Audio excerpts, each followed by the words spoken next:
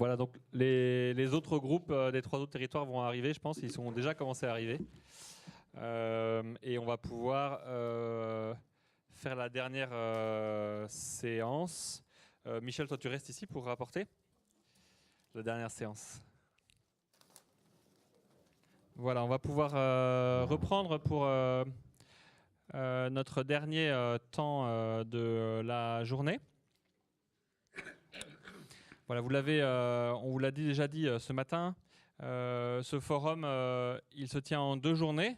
Une première journée aujourd'hui qui avait pour objectif de vous proposer de découvrir des expériences et puis des expérimentations dans le champ de la réduction des risques, et puis également de vous donner l'envie d'évoluer, de changer dans vos manières de travailler en réseau, dans la manière avec laquelle vous concevez aujourd'hui votre manière d'accompagner. Que ce soit que vous travailliez en structure de santé ou en structure d'hébergement ou de la veille sociale. Hein. Et on a une deuxième journée qui sera donc le 20 octobre et qui se fera dans la continuité de cette première journée en reprenant notamment ce que vous avez pu échanger ce matin, ce qui nous permettra de concevoir un programme qui répondra à certaines des attentes que vous avez pu formuler. Donc l'idée, c'est vraiment que en fait, durant les prochaines semaines qui vont s'écouler, on sait très bien que le moment de l'été, c'est un peu un trou noir, mais quand même, nos services continuent.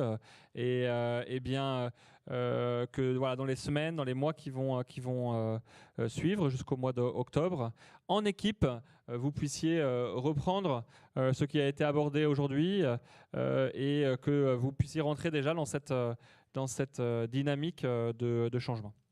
Voilà, donc on va écouter les 4 rapporteuses de nos 4 ateliers de territoire.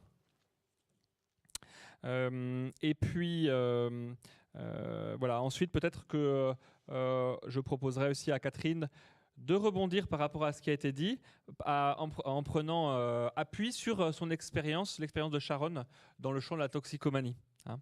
Voilà, si tu es inspiré. Hein. Tu veux aller te les chercher ? D'accord. Est-ce que Michel, tu veux commencer à présenter ce qui a été dit durant l'atelier du territoire Nord ? Oui. Oui. On aborde tous les sujets ou seulement le premier et puis on... Non, tu peux faire les 3. Oui, alors concernant les points marquants de la matinée, il faut remarquer quand même qu'on était un groupe de 70 personnes, donc c'était quand même assez riche et avec des positions qui n'étaient pas toujours les mêmes de part et d'autre de la table. Alors tout d'abord, les expérimentations au CHRS de Georges Dunant et l'accueil bistrotier de Marseille ont retenu l'attention. Le deuxième point, c'était la question des représentations, des préjugés qui retardent la rencontre. Un troisième point, assez général, qui a surpris beaucoup, l'alcool, une solution avant d'être un problème. La question de l'aller vers, le rôle des patients experts, la qualité des témoignages et la nécessaire articulation entre social, médical et médico-social. Donc ça, c'était pour les points marquants de ce matin. Les souhaits, l'écoute, une meilleure prise en compte du sujet, faire évoluer les représentations, le nécessaire travail, bon évidemment ça se recoupe un peu, le nécessaire travail en réseau, mieux connaître son territoire et sortir de nos institutions. Donc ça c'est un lien direct avec la deuxième séance d'octobre. L'introduction du concept de RDRD dans les lieux d'accueil. Faire attention aux tabous et à la stigmatisation et respecter le choix de la personne. Aider au développement de projets sans obligation de soins. Un besoin important de formation de tous les professionnels impliqués. Et privilégier le lien avec la personne, le développement d'une relation de confiance, l'alcool n'étant finalement qu'un symptôme.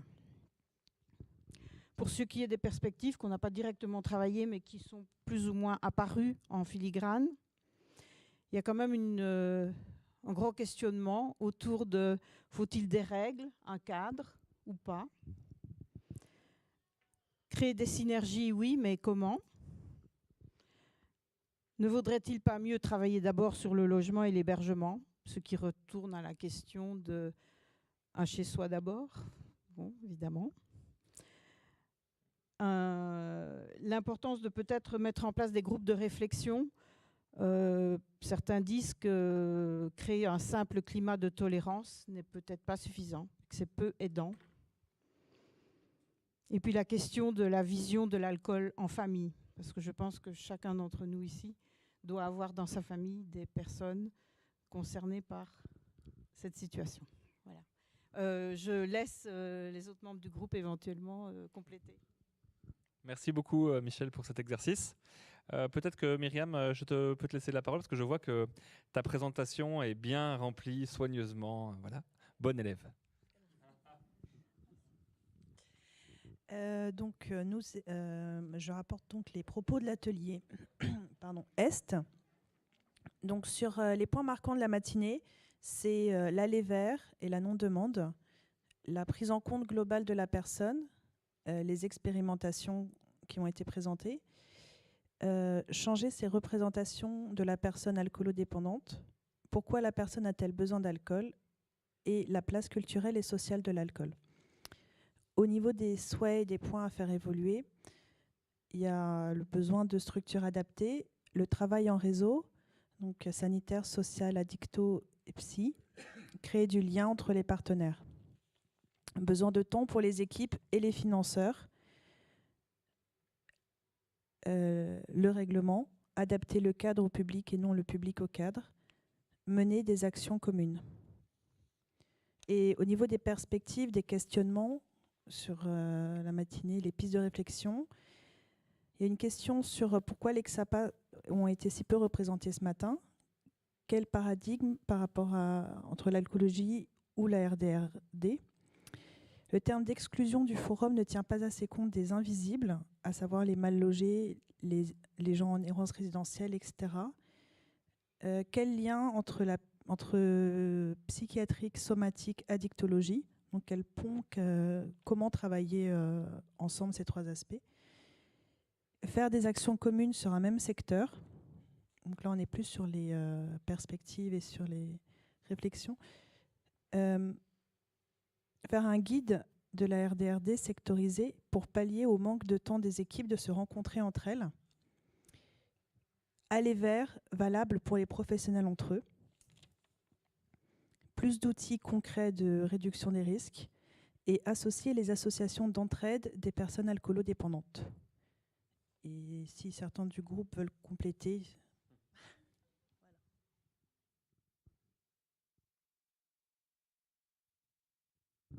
Bon, je suis un peu moins bon élève, mais donc on a dégagé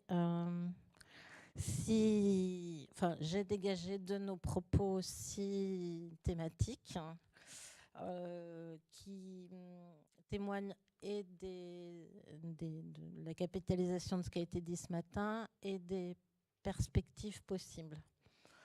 La première, c'est tourner autour de l'acceptation des consommations dans les institutions. Quelles sont les limites?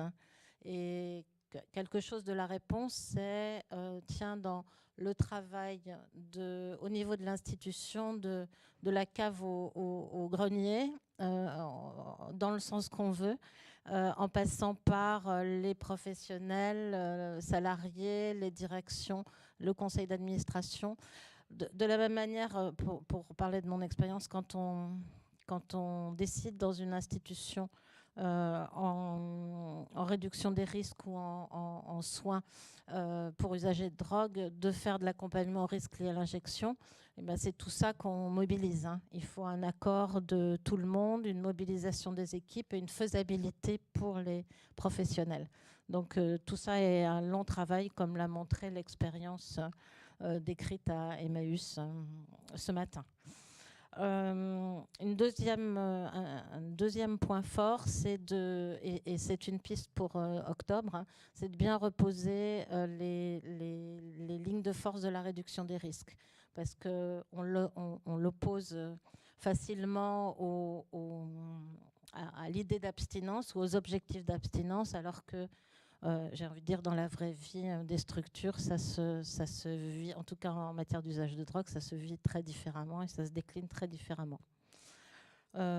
Troisième grande ligne de force, l'approche collective, communautaire ou collective dans l'accompagnement et la prise en soin, avec, comme ça a été souligné antérieurement, la présence, l'importance de l'avis des personnes concernées, des pairs aidants et des associations d'entraide qui doivent se remobiliser et se redéfinir conjointement. Des questions ont été abordées sur l'approche genrée, culturelle, voire religieuse autour des questions d'alcool et de précarité, sans qu'on ait été beaucoup plus loin. La question du logement, peut-on raisonnablement espérer que les personnes aillent mieux alors qu'elles restent à la rue? Et là aussi, la piste du bilan d'un chez-soi d'abord à faire sortir pour la journée d'octobre peut-être. Et enfin, une question autour du territoire.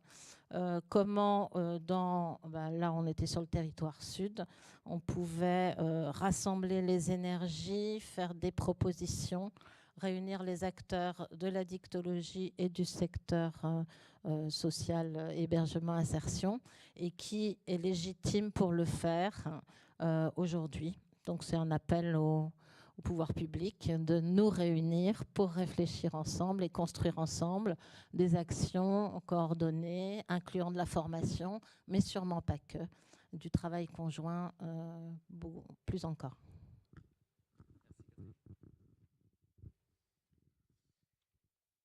Alors, les points qui ont marqué, les points de la matinée qui ont marqué pour l'Ouest, donc c'est tout d'abord les témoignages et l'intervention de Mathieu Fiolaine, les questions de la réduction des risques et des dommages en hébergement, particulièrement l'autorisation encadrée, l'évolution des représentations, s'il y avait beaucoup de choses sur ce thème-là, l'évolution des représentations et des paradigmes, les questions de l'accès aux soins et de la formation des professionnels. Voilà. Les points à faire évoluer dans les pratiques professionnelles. Donc en fait, c'est assez relié au premier point. Toujours l'évolution des représentations à faire évoluer. Et du coup, l'évolution de l'accompagnement, l'évolution des pratiques, l'évolution de l'accueil au sein des hébergements, l'évolution de l'accueil au sein des structures de soins. L'importance aussi de favoriser les partenariats et une meilleure coordination entre le sanitaire et le social, une meilleure connaissance des uns des autres.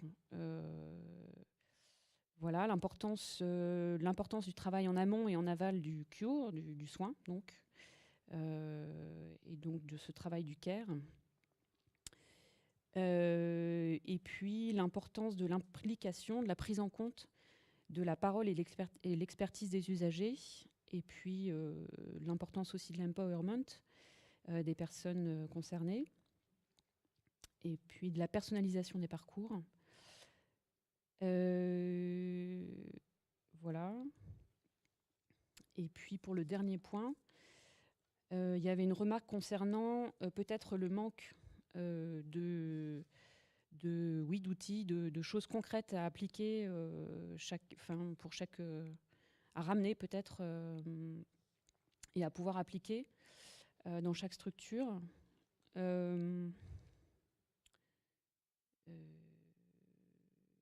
Alors, il y avait pas mal de choses aussi concernant des questionnements et des inquiétudes concernant la consommation contrôlée et l'introduction de l'alcool dans les lieux d'accueil, notamment de la part d'anciens usagers. Voilà. Voilà ce que j'ai noté.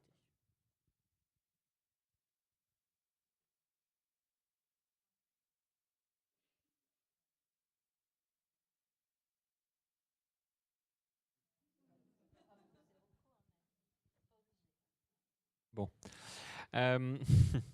Alors, voilà. Je pense que on a pas mal turbiné là durant la journée, donc on ne va pas forcément en rajouter plus pour aujourd'hui.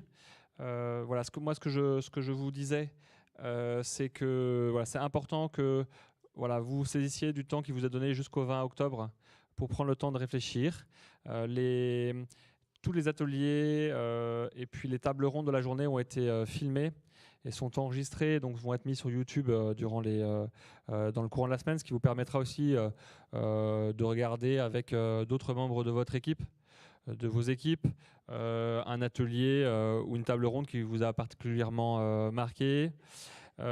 Par ailleurs, et avant que je laisse la parole au mot conclusif de la FNARS, du président de la Fédération des acteurs de solidarité de la région Île-de-France, je voudrais vous dire 2-3 petits points.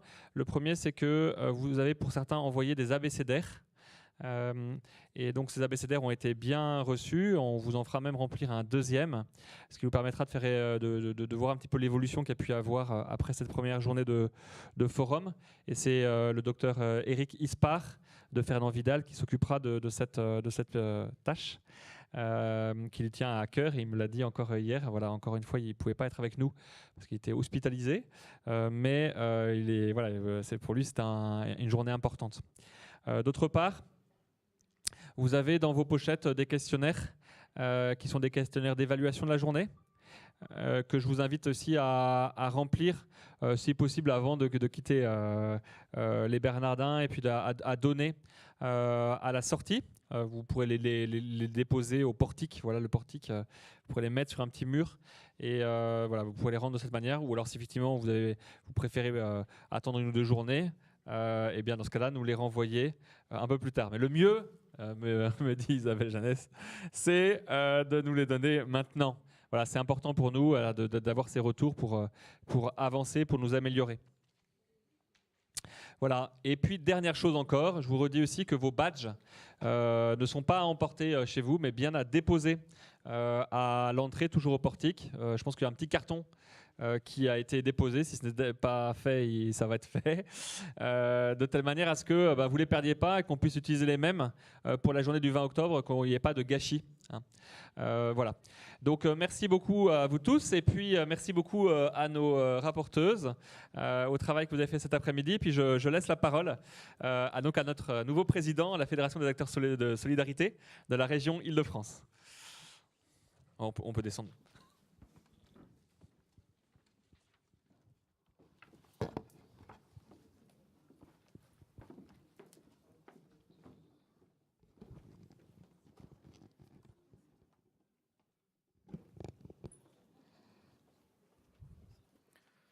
Bonjour, je n'ai pas été présent ce matin avec vous parce que j'étais à un conseil territorial de santé d'un département d'Île-de-France.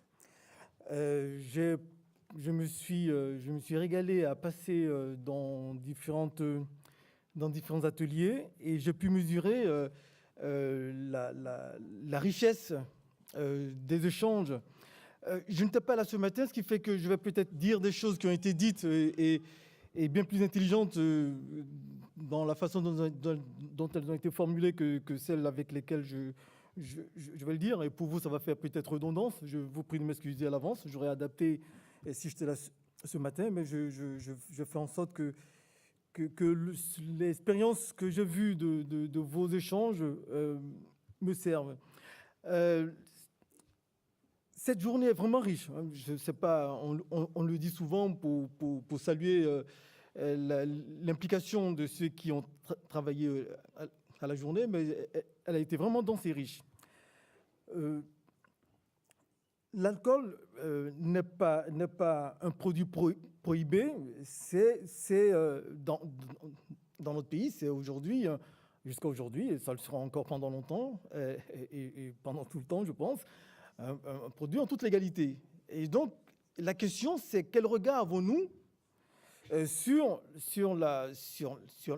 l'alcool et la consommation de l'alcool. La question n'est donc pas la consommation, mais la dépendance. Ce qui nous intéresse là, c'est la dépendance à l'alcool. Nos représentations sociales sont un facteur important de la façon dont nous appréhendons cette question et de toute évidence, les modes d'action et d'intervention que nous mettrons en œuvre et que nous mettons en œuvre auprès des personnes. L'alcoolisme n'est pas une question simplement de comportement. Et quand on est à ce stade, c'est une problématique de santé, c'est une question de santé. Il y a débat, même qui disent que ce n'est pas un problème de santé. La consommation de l'alcool n'est pas un problème de santé, mais l'alcoolisme, on peut s'interroger. Pour certaines personnes, les troubles psychiatriques viennent complexifier la question de la consommation. Donc c'est vrai que là, du coup, on se trouve avec une double problématique, la dépendance à l'alcool et des questions de santé mentale. Dans certains ateliers, ces questions ont été bien portées et bien questionnées par quelques-uns d'entre vous. Pendant très longtemps, on était persuadé qu'il était d'abord important de sortir les personnes de l'alcoolisme pour les sortir de la rue. Nous consentons que les approches évoluent, mais très lentement, très lentement. Cependant, un nombre de plus en plus croissant d'acteurs que vous êtes admettent qu'il faut d'abord sortir les personnes de la rue afin de les aider à sortir de multiples difficultés qu'elles ont, y compris les questions liées à l'alcoolisme. Cette approche est de plus en plus prégnante, même si dans les faits, elle arrive lentement dans le mode de prise en charge et d'accueil des personnes, mais on se rend compte qu'il y a une vraie évolution des mentalités et vous êtes présents pour souligner cette réflexion et les ateliers que vous avez, auxquels vous avez participé, ces questions étaient fortement présentes. L'environnement rude dans lequel certaines personnes se trouvent dans la rue ne peut pas être propice, il n'est pas propice pour engager des démarches de soins. Ça, c'est une évidence. Aujourd'hui, de plus en plus. L'idée que la contrainte du règlement de fonctionnement dans les établissements aide à la sortie des problèmes d'alcool, ça aussi commence à interroger les professionnels que vous êtes dans les centres d'hébergement.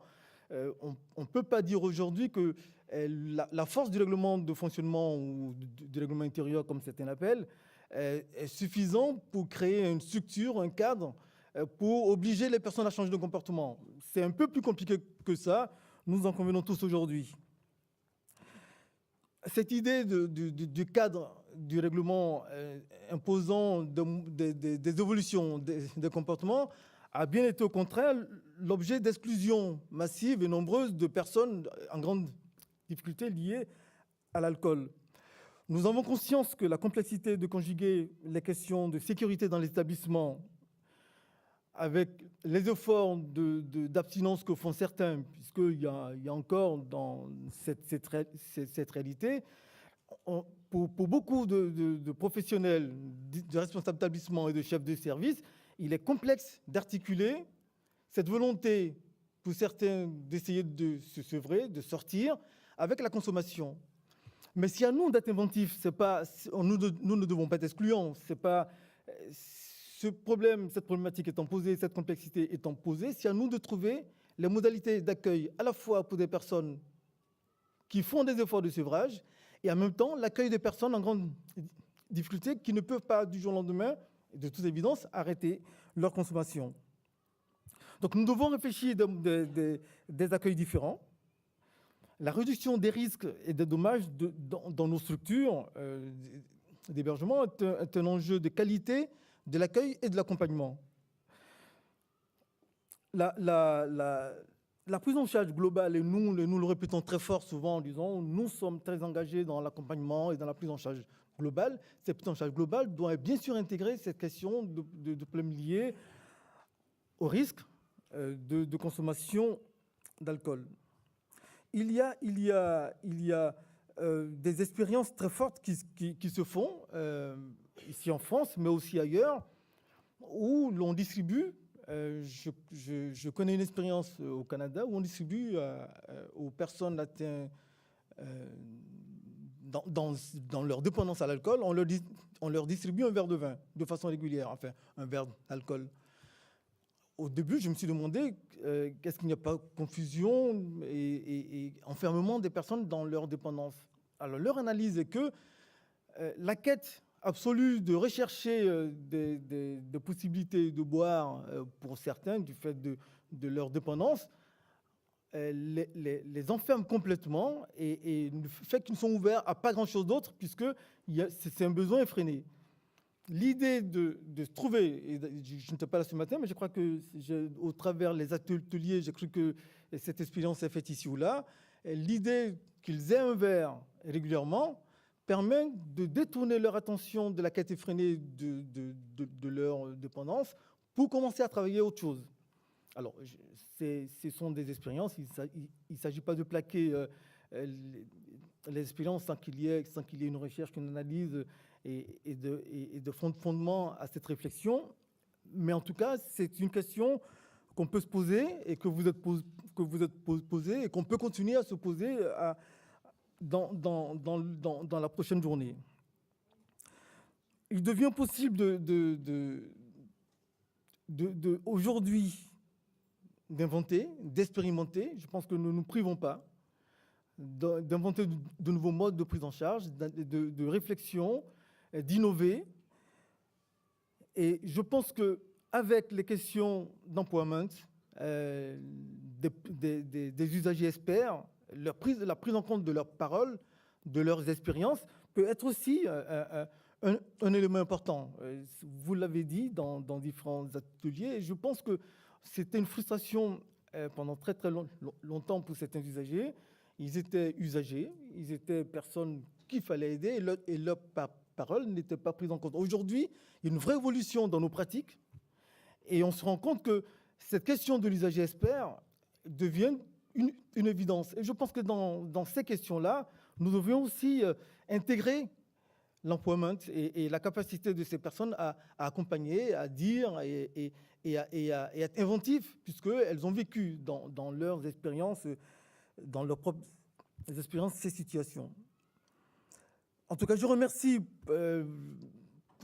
pour votre participation. Elles ont été effectives, denses et riches.